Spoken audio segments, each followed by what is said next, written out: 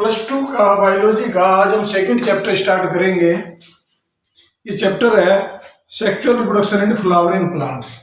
Flowering plants का मतलब angiosperm. Angiosperm में सेक्सुअल रिप्रोडक्शन कैसे होता है, इस चैप्टर में हम इसी चीज का जिक्र करेंगे कि सेक्सुअल रिप्रोडक्शन एंजियोस्पर्म का मतलब होता है फ्लावरिंग प्लांट्स जिनमें फूल बनते हैं, उनको हम कहते हैं एंजियोस्पर्म। फ्लावरिंग प्लांट्स में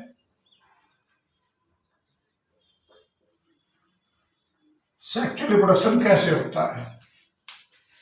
फ्लावरिंग प्लांट्स में सेक्सुअल रिप्रोडक्शन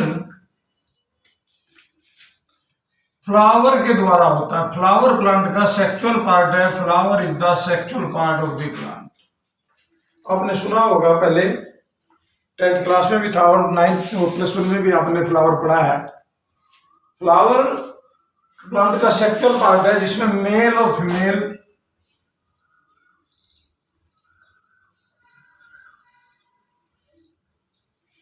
दोनों तरह के पार्ट ज्यादातर प्लांट में होते हैं, इसलिए most of the plants are bisexual.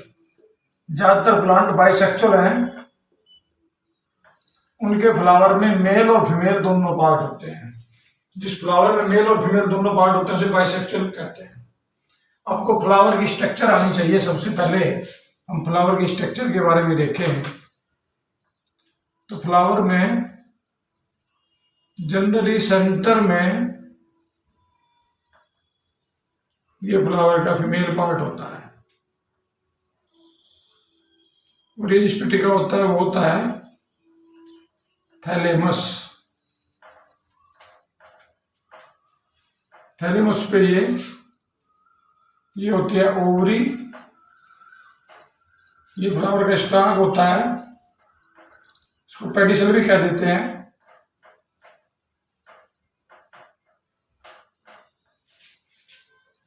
ये स्टाइल और ये स्टिग्मा। फ्लावर में यहां नीचे ये होती हैं सेपल। सेपल के बाद फ्लावर में आगे आता है पेटल। ये फ्लावर में कई सारी पेटल होती है, इसकी कोई भी शेप हो सकती है। ये कलर्ड होती हैं, ब्राइट कलर की।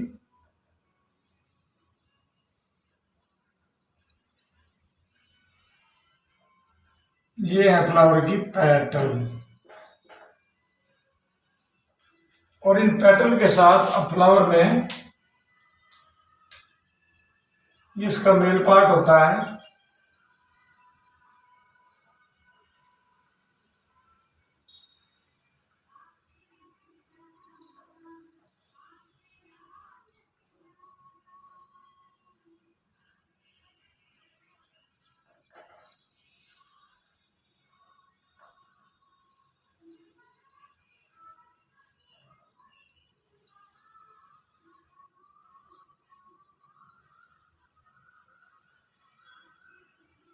इसको हम कहते हैं फिलामेंट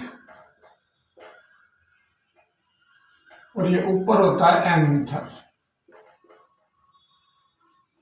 फिलामेंट और एंथर मिला के ये फ्लावर का मेल पार्ट होता है। इस तरह से किसी भी फ्लावरिंग प्लांट में ये मेन 4 पार्ट होते हैं। सबसे बाहर वाला पार्ट सेपल, सेपल के बाद पेटल, पेटल के बाद फिर आगे स्टेमन और फिर ये कार्पेल। ये फ्लावर में 4 मेन पार्ट हैं। जिस फ्लावर में ये चारों पार्ट होते हैं उसे हम कंप्लीट फ्लावर कहते हैं। वो फ्लावर बाइसेक्सुअल फ्लावर है। ज्यादातर फ्लावर बाइसेक्सुअल ही होते हैं। सभी फ्लावर में ज्यादातर ये चारों पार्ट होते हैं, तो इसलिए फ्लावर को बाइसेक्सुअल कहते हैं। कि बाइसेक्सुअल फ्लावर वो फ्लावर है जिसमें मेल और फीमेल दोनों पार्ट होते हैं।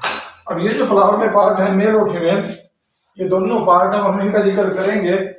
फ्लावर के प्लांट के रिप्रोडक्शन के लिए सबसे पहले जो सेक्सुअल रिप्रोडक्शन होता है उसके 3 स्टेप हम लेते हैं। पहला है प्री फर्टिलाइजेशन,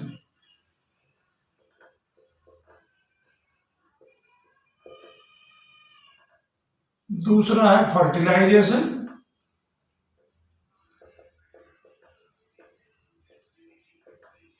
और तीसरा है post fertilisation.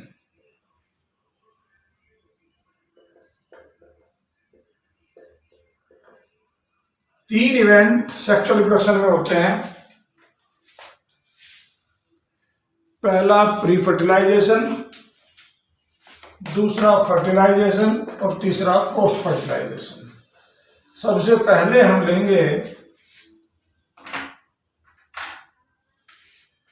Pre fertilization event.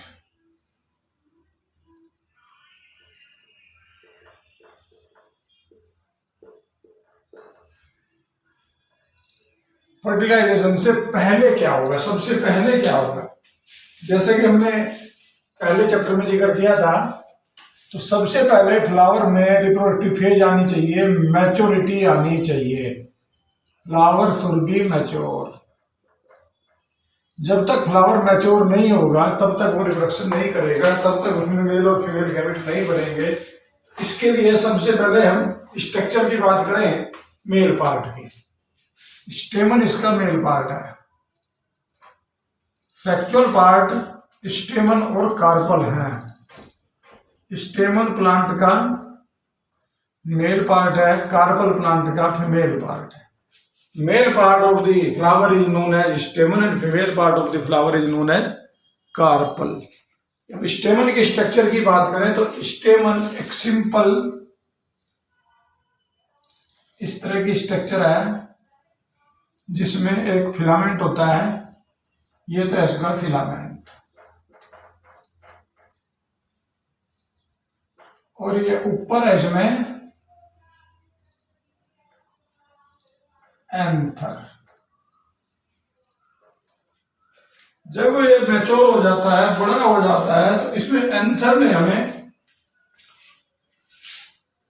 दो लोब दिखते हैं बाहर से, इसलिए हम इसको बाइलोब्ड कहते हैं।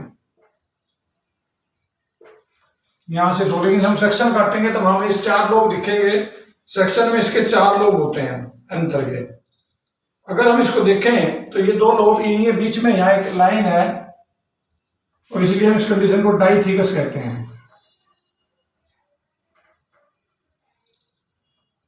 इसमें दो लोब हैं, बाहर से देखने पर ये ग्रूव है जो इन टीका को अलग अलग करती है, और इसके अंदर इसको डेवलपमेंट को, इसी को हम इसमें पढ़ेंगे माइक्रोस्पोरेंजिया। ये वास्तव में इसके अंदर माइक्रोस्पोरेंजिया है, और माइक्रोस्पोरेंजिया में बनेंगे माइक्रोस्पोर, और माइक्रोस्पोर कुछ नहीं है, पोलन ग्रेन है।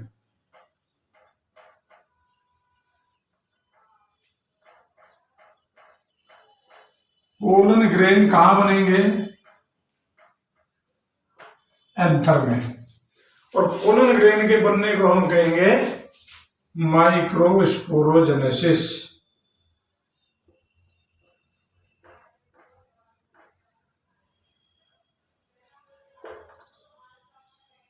माइक्रोस्पोर बनते हैं, इसको हम कहेंगे माइक्रोस्पोरोजेनेसिस।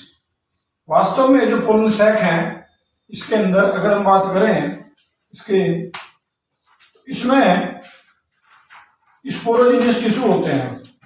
आप अगर इसको अर्ली स्टेज में देखें, अर्ली स्टेज में इसके एंथर का अगर हम सेक्शन देखें तो हमें इसमें चार लोब दिखेंगे। एंथर में अगर हम इसका सेक्शन काट के देखें तो इस तरह से हमें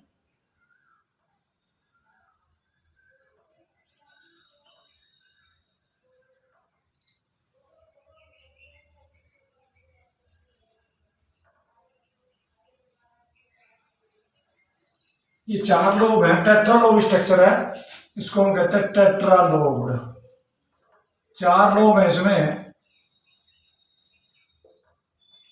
इसमें अगर हम सबसे बाहर देखें तो सबसे बाहर की जो लेयर है वो लेयर कहलाती है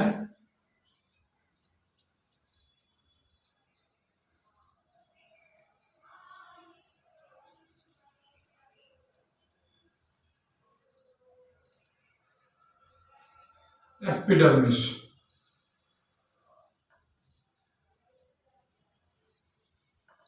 ये है एपिडर्मिस। इस एपिडर्मिस के बिल्कुल नीचे अगर हम इसमें सेक्शन में देखें तो इसके नीचे आती है यहां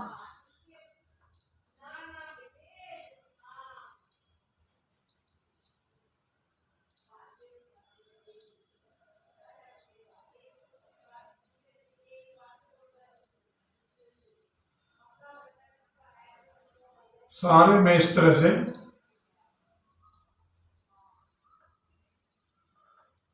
एंडोथीसियम,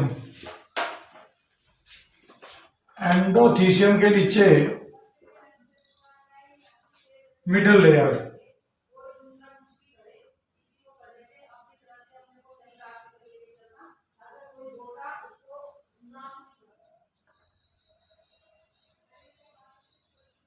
ये मिडल लेयर है।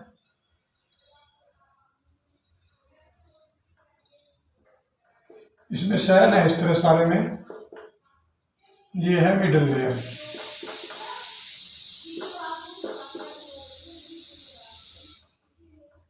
मिडल लेयर के बिल्कुल नीचे एक और लेयर है, इसको कहते हैं टेपेटम। ये लेयर कहलाती है सारे में टेपेटम। और टेपेटम के नीचे यहां ये स्पोरोजीनियस टिश्यू की लेयर है। इस तरह इसमें 4 लोब हैं।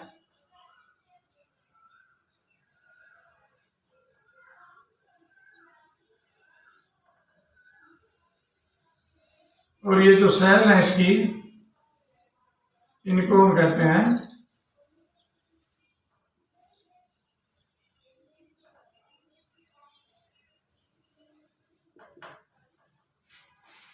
Sporogenous tissue.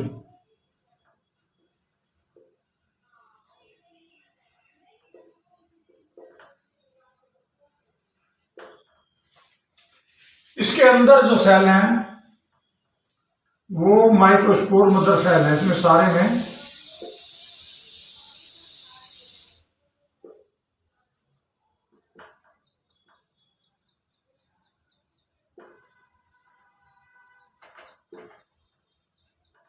ये सेल है माइक्रोस्पोर मदर सेल। ये इसके मेल एंथर की स्ट्रक्चर है। अगर हम इस एंथर को माइक्रोस्कोप में देखें, हम इसका सेक्शन काट के देखें तो हमें ये टेट्रालोब स्ट्रक्चर दिखेगी। 2 लोब के बजाय हमें इसके 4 लोब दिखेंगे और चारों लोब के अंदर पोलन सैक है। ये हिस्सा पूरा पोलन सैक है और इसके अंदर पोलन ग्रेन बनेंगे, इसमें माइक्रोस्पोर बनेंगे, क्योंकि ये जो सेल है ये माइक्रोस्पोर मदर सेल है। इसमें ये हमें एक इमैच्योर एंथर की स्ट्रक्चर है। जब ये मैच्योर हो जाएगा, इसके अंदर डिवीजन होगा, मैं अभी बात करूंगा। इसके अंदर मियोसिस डिवीजन होगा। माइक्रोस्पोर मदर सेल में मियोसिस डिवीजन होता है। Meiosis in microspore mother cell.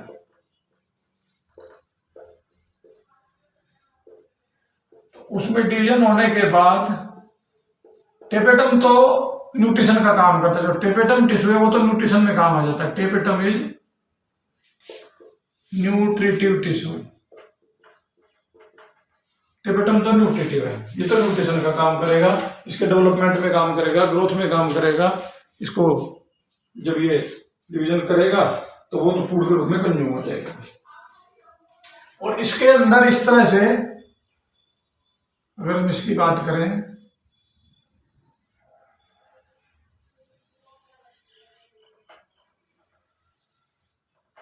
इस सैक में भी, इसमें भी, इसमें भी, इसमें भी, चारों में बहुत सारे पोलन ग्रेन बन जाएंगे और फिर ये फट जाएगा, डिसेंस हो जाएगा। इसमें से मैच्योर होने के बाद ये फट जाता है, इसको कहते हैं डिसेंस।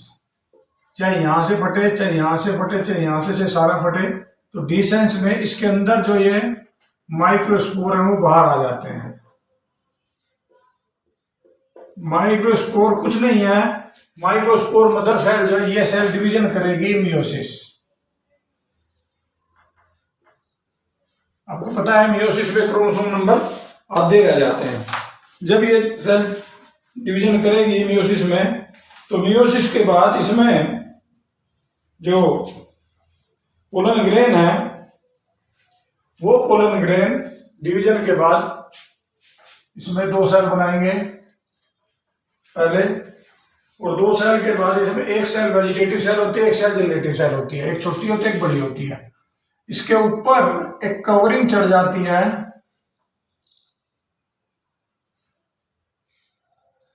इस कवरिंग को हम कहते हैं, बाहर की को हम एक्जाइन कहते हैं, अंदर वाली को हम इंटाइन कहते हैं, और ये अंदर सेल होती है जो मेल गैमेट की सेल है। अब इसमें ये जो सेल है,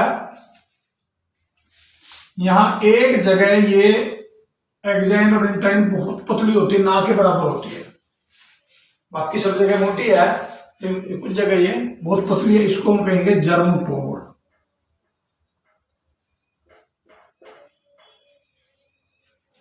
This axine or intine is very thin at a place and this place is known as germ pore।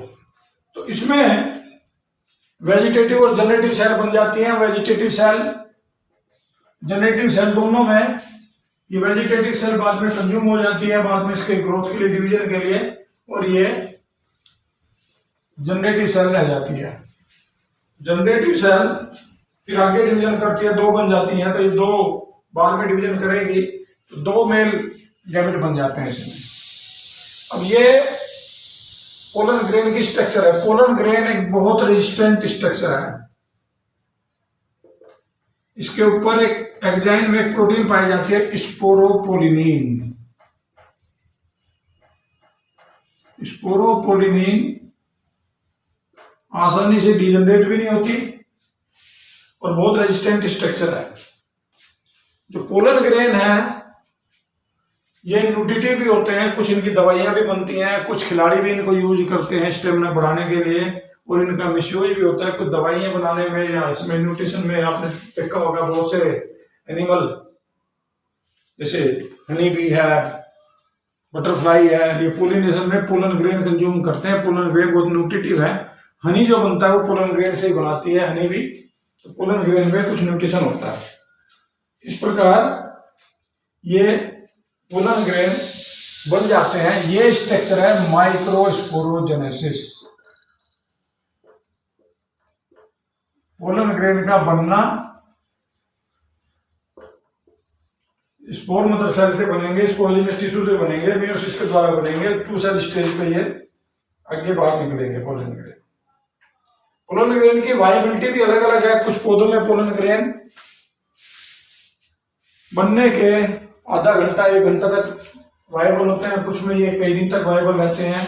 ये अलग अलग प्लांट का अलग अलग वो है, पोलन ग्रेन की वायबिलिटी अलग अलग पौधों में अलग अलग है। अब हम बात करेंगे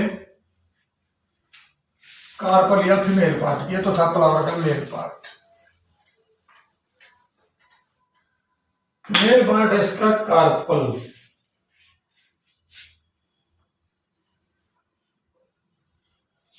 मेल पार्ट थैलेमस के ऊपर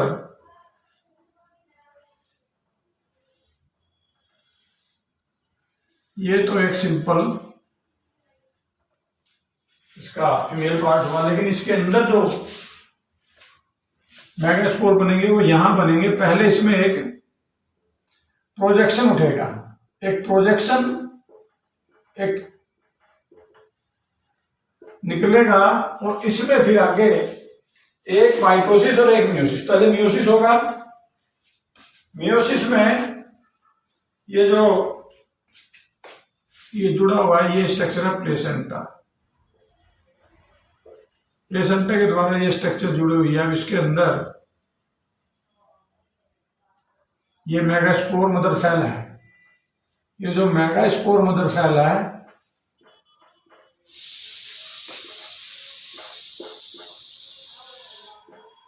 ये डिवीजन करेंगी, एक मियोसिस और एक माइटोसिस, मियोसिस और माइटोसिस। मियोसिस में एक सेल से बनेंगी 4 और माइटोसिस में फिर 2 बनेंगी, तो टोटल इसमें 8 सेल बनेंगे।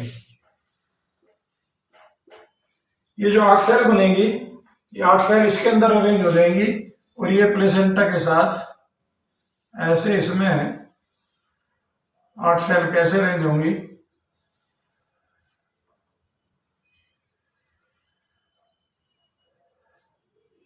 इसमें 3 सेल तो यहां अरेंज हो जाएंगी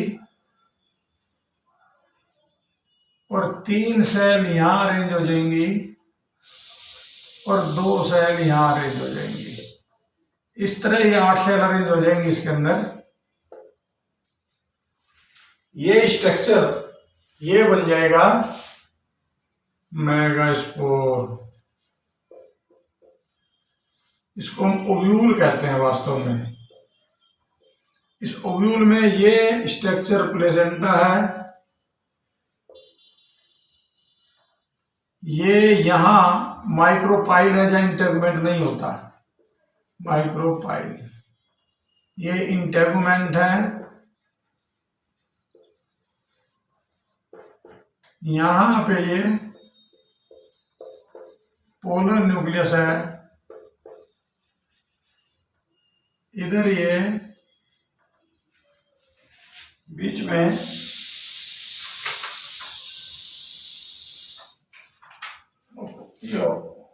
पोलर न्यूक्लियस ये है, ये पोलर न्यूक्लियस है, ये एंटीपोडल है, इनको एंटीपोडल कहते हैं।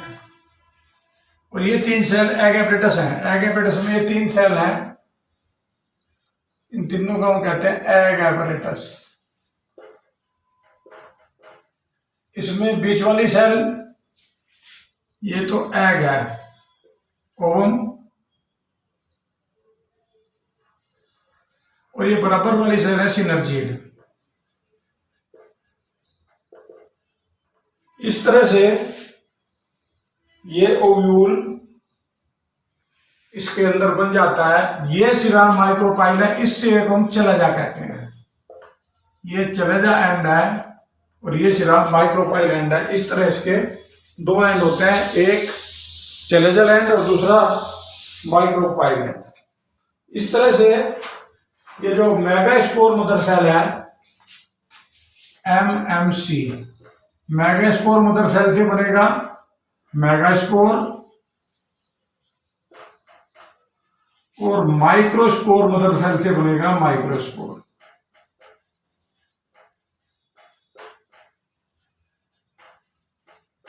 अब इसमें आपने देखा कि इसमें जो स्ट्रक्चर है वो स्ट्रक्चर मेनली ओव्यूल है। अगर हम एक ओव्यूल की डिटेल स्ट्रक्चर देखें तो ये ओव्यूल वास्तव में ऐसे होता है।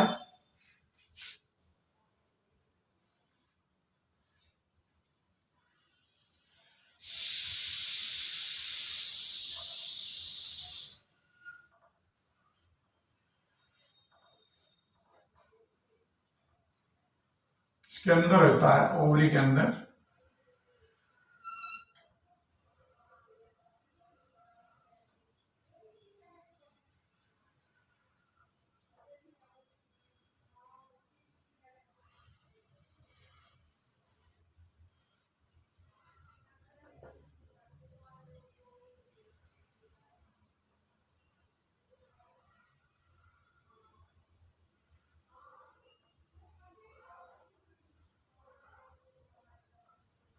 ये 3 तो एंटीपोडल है।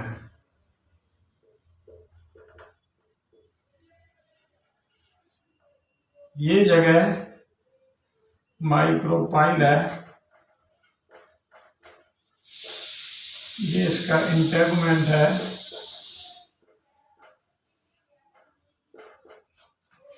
यहां ये 2 पोलर न्यूक्लियस है, ये ओवरी है, ये थैलेमस है, ये हिस्सा प्लेसेंटा है, ये हिस्सा चैलेंजा है, ये जो बच गया सारा ये न्यूसेलस है, और यहां ये 3 सेल, ये 2 तो सिनर्जीड कहलाती है, और इन दोनों के बीच में ये एग या ओवम है। ये स्ट्रक्चर, ये सारी हैप्लॉइड सेल हैं। इन हैप्लॉइड सेल में ये सारा का सारा ओवरी के अंदर होता है। ये इसका स्टाइल है, और ये ऊपर यहां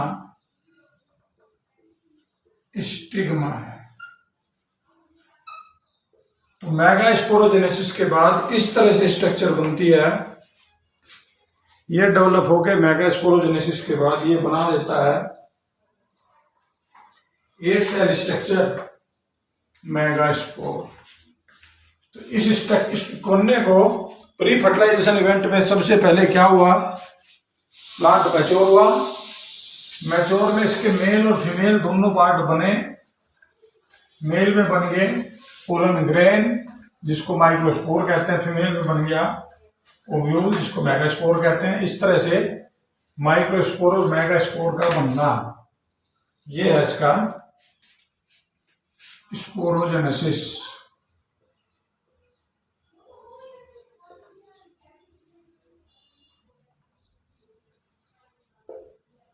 अब इसमें मेल पार्ट में तो बने पोलन ग्रेन,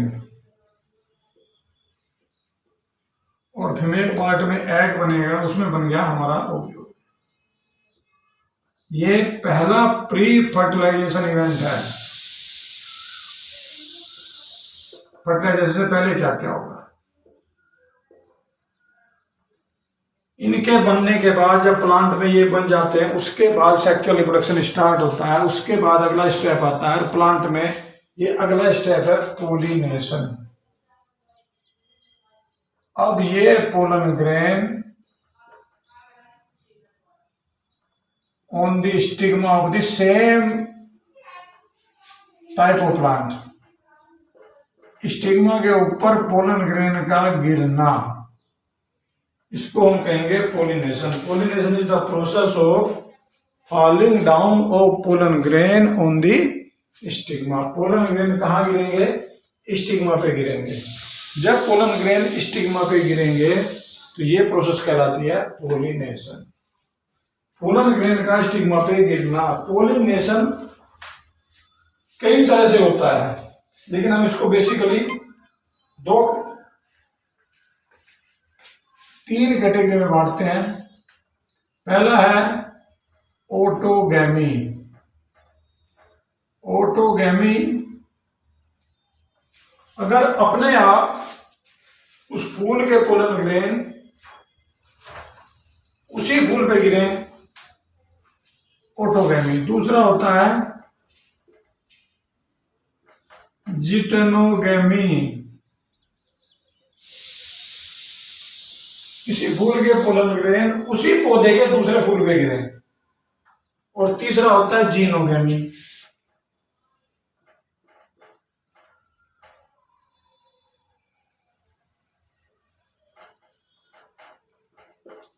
अब आप समझे ये क्या क्या है।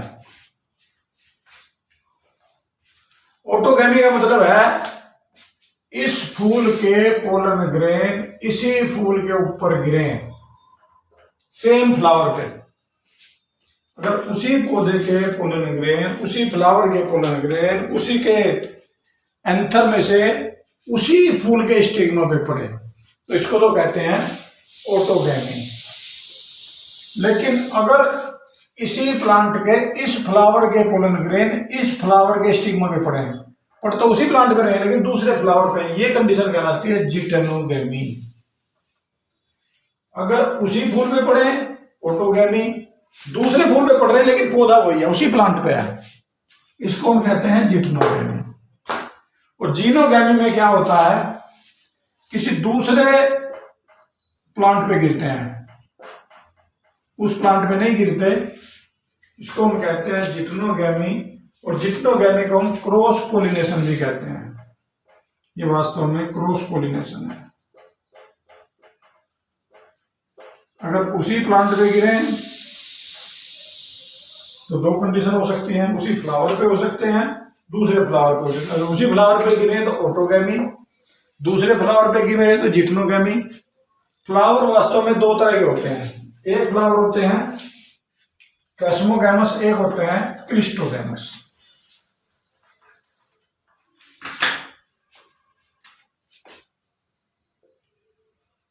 क्लिस्टोगैमस फ्लावर और कैस्मोगैमस फ्लावर, फ्लावर दो तरह के हैं। कुछ फ्लावर ऐसे होते हैं जो फ्लावर कभी नहीं खिलते। क्लिस्टोगैमस फ्लावर ऐसे फ्लावर होते हैं जो नेवर ओपन, ये फ्लावर कभी भी नहीं खिलते, बंद ही रहते हैं। उसमें बंद में ही पोलिनेशन होता है। अपने मूंगफली, ग्राउंडनट, मूंगफली में धरती के नीचे पोलिनेशन होता है और सेल पोलिनेशन होता है, ऑटोगैमी होती है। तो ऐसे फ्लावर को हम क्लिस्टोगैमस फ्लावर कहते हैं। ये फ्लावर कभी भी नहीं खिलते। कुछ ऐसे पौधे होते हैं जिनमें दोनों तरह के फ्लावर होते हैं, वाइला, ओक्सलिस, कोमेलिना। ये ऐसे प्लांट हैं जिनमें दोनों तरह के फ्लावर होते हैं, क्लिस्टोगैमस भी और कैस्मोगैमस भी। कैस्मोगैमस वे फ्लावर है जो खिलते हैं। तो जो क्लिस्टोगैमस है उनमें तो सेल पोलिनेशन ही होगा, उनमें तो ऑटोगैमी ही होगी, उनमें दूसरा अल्टरनेटिव बनता ही नहीं, क्योंकि फ्लावर खिलता ही नहीं, तो इसलिए उसमें पोलन गिर के बाहर से नहीं आ सकते। दूसरे फ्लावर जो खिलते हैं उनमें दोनों कंडीशन है, उनमें ऑटोगैमी भी हो सकती है और जिटनोगैमी भी हो सकती है। तो जो कैस्मोगैमस फ्लावर हैं वह ओपन होने वाले फ्लावर हैं और ये फ्लावर क्लोज रहने वाले फ्लावर हैं। तो इस केस में पोलिनेशन ऑटोगैमी ही होगा, दूसरा जिटनोगैमी या जीनोगैमी बिल्कुल नहीं होगा। तो ये तो पहली कंडीशन मैंने बताई आपको। अब हम बात करेंगे जीनोगैमी की। जीनोगैमी क्रॉस पोलिनेशन है।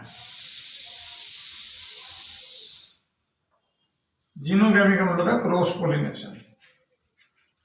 और क्रॉस पोलिनेशन में उस फ्लावर पे किसी दूसरे फूल के पोलन ग्रेन गिरेंगे, दूसरे प्लांट से आएंगे, वो फ्रॉम दी अनोदर प्लांट, उसी स्पीशीज के अनोदर प्लांट। एक प्लांट यहां खड़ा है, एक प्लांट यहां खड़ा है, इसके किसी फूल के पोलन ग्रेन इसके स्टिग्मा पे अगर गिरे, ये केस जीनोगैमी है। इसमें आपको क्लियर हो गया कि ये दूसरे प्लांट से गिरेंगे और ये हवा के द्वारा हो सकता है, वाटर के द्वारा हो सकता है और कुछ एनिमल्स के द्वारा हो सकता है। हवा के द्वारा होना एनिमोफिली, वाटर के द्वारा होना हाइड्रोफिली